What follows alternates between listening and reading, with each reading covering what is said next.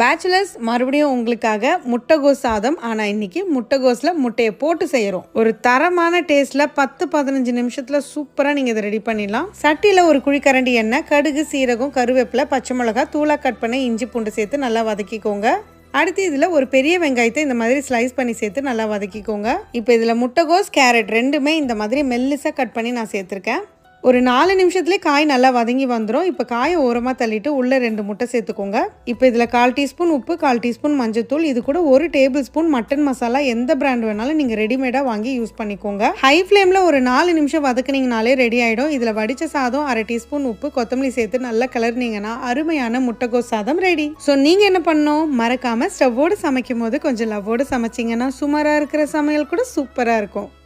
எப்படி பேச்சுலர்ஸ் மறுபடியும் உங்களுக்காக முட்டைகோஸ் சாதம். ஆனால் இன்றைக்கி முட்டைகோஸில் முட்டையை போட்டு செய்கிறோம். ஒரு தரமான டேஸ்ட்டில் 10-15